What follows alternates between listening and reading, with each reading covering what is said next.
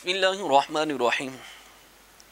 امام عاصم جن کی طرز میں ہم قرآن پاک پڑھتے ہیں، یہ مسجد نبی شریف کے اندر بچوں کو قرآن پڑھاتے تھے اور ان سے بڑی ہی عمدہ قسم کی خوشبو آیا کرتی تھی۔ تو لوگ آپ کے پاس آ کر بیٹھا کرتے تھے صرف اس لیے کہ آپ کے پاس اتنی عمدہ خوشبو آتی تھی۔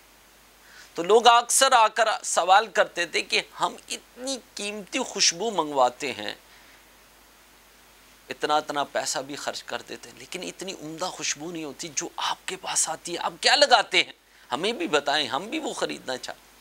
تو آپ منع کر دیتے تھے، لیکن لوگوں کے اصرار پر ایک دن آپ نے فرمایا پھر سنو، بات اس طرح ہے کہ ایک دن سویا اور میرے نصیب جاگ اٹھے۔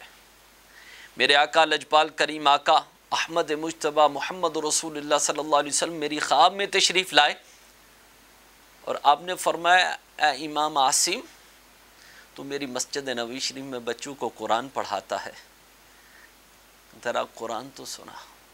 آپ فرماتے کہ میں قرآن پڑھنا شروع کیا تو میرے آقا میرے قریب ہو گئے، میں نے اور قرآن پڑھا تو میرے آقا اور قریب ہو گئے، یہاں تک کہ میرے آقا نے میرے لبوں کو چوم لیا۔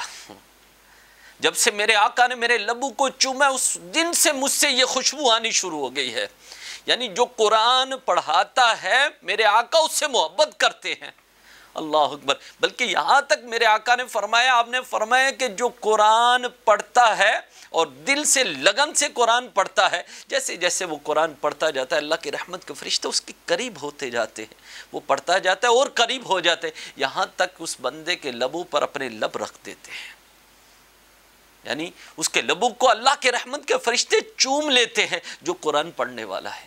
اس وجہ سے قرآن سے محبت کرو، اور جو قرآن سے محبت کرتا ہے اللہ اس کا رسول اس سے محبت فرماتا ہے۔ تو قرآن کے دامن کو پکڑو، دنیا اور آخرت میں تمہارے لیے کامیابیاں۔